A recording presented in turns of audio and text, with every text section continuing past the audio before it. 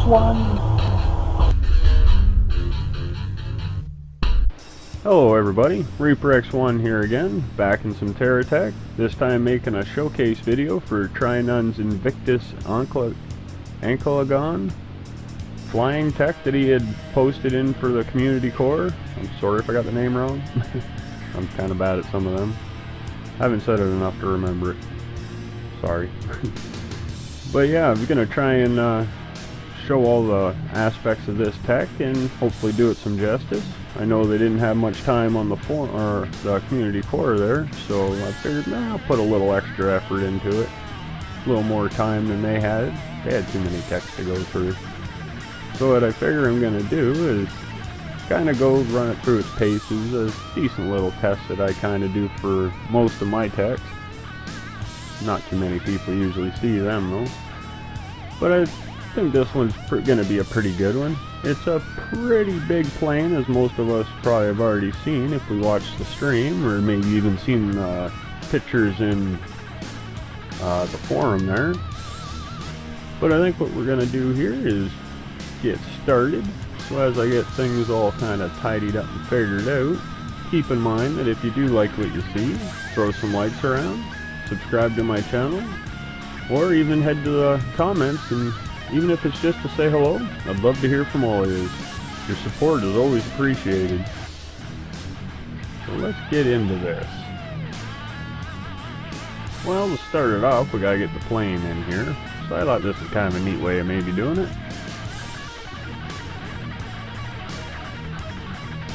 Aha! So let's take a little bit of a look around. As you can see, there's a ton of megatons and firepower underneath. It's a pretty nice little sleek design there at the front. I like how the turbine fans are sticking up here through the wings and that. Nice clean line. And if you really look, there's an SCU on that puppy there near the front. So that's a handy little unit to carry around. See, we got rear facing guns. And we got some boosters too. We get a little bit of a look underneath here. Whole lot of firepower. And a little bit of fuel, I guess. But yeah, I especially kind of like the touches with the landing gear there. With all the venture brackets and even venture wheels. On a tech this size, it's not very common to see venture wheels. So I give them props for using them, that's for sure. And it moves surprisingly well with all that thrust and wings to help it to alleviate the pressure on the wheels. It's understandable why it does so good. So we'll get her up in the air and we'll see how she handles. That right there tells me it's a good plane. To pick up like that at that size. Now this isn't the actual speed I got to play with it at, because it is big, it causes lag, so these are sped up a little bit, but I tried to speed it up to what it should do, if the game could handle it properly. So you're not going to hopefully see any super fast jerky turns and nothing like that, just smooth flying. I figured that'd be about the best demonstration of what this plane will really do when it can be ran by the game without slowing down, losing frames and all that. And there earlier today I got trying out that TeamSpeak that Trynunn and Van Over, I think that's what he goes by. They were recommending to people on the forums there. I gave her a try and it was pretty good. I talked to them guys for a better part of the day. Different things we thought might be good ideas and just kind of a brainstorming, shoot the shit kind of thing, and it was pretty good. So yeah, if anyone's interested in stuff like that, you can use the mic and that. You can actually talk instead of typing, so that was nice. Keeps your hands free for doing other stuff, like playing a game while you're doing that. So that was pretty cool.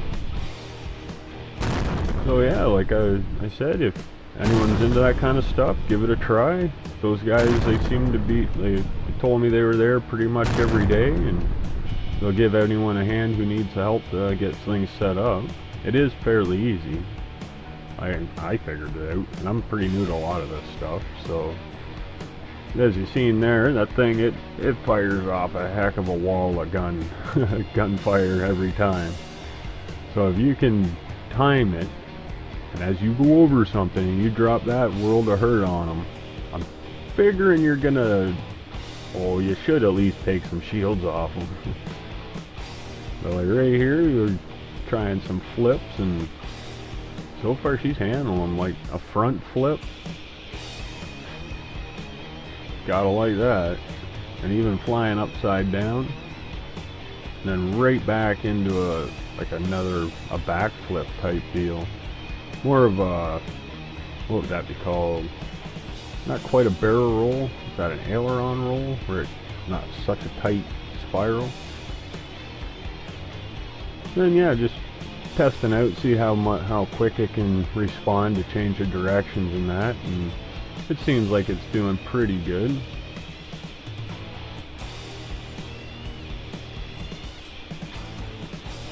See, it levels off nice.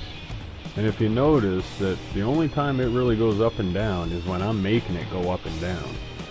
Like if you level it off, I didn't really get it to level off 100% just because lag and such, and it was really fine touches just because it is really responsive, and a little fine touch with lag didn't do nothing, so we'll hold a little long, it overshoots it. So I figure most of us know what I'm talking about with this, but from what I've experienced, I can tell you that thing probably flies straight as an arrow. If you leveled it off and didn't mess with it, it'd probably go for quite a while. As I was trying to find someone to shoot at, I was hoping there would be someone up in my way. Oh, I've got sound effect on that one.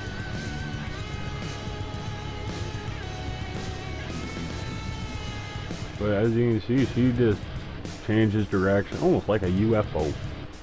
Such quick direction changes. Yeah, I think with flying vertically, I think the slowest it went was 44. So straight up, 90 degrees from that. And she hit she slowed down to at its least at 44. So for a plane this size, that's quite impressive. That landing there was done unpowered. That's a gliding land. Wasn't even holding shift or forward, just kind of tipped the nose up and down just so I could level off and hopefully not bust the wheels off it. And I thought it looked cool to shoot the guns off when it was on the ground, so yeah, I had to. But right around here, I figured I'm gonna rip into this beast and see the layers.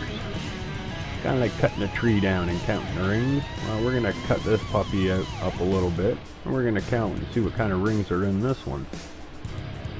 So already I can see a whole whack of big geocore batteries. Those yellow, that's all they are, is batteries. Some fuel, seen some gyros in there, and of course a bunch of turbine fans. A little shot of the landing gear there close up. So yeah, I think I'm going to cut the front corner off of this, because I got a theory.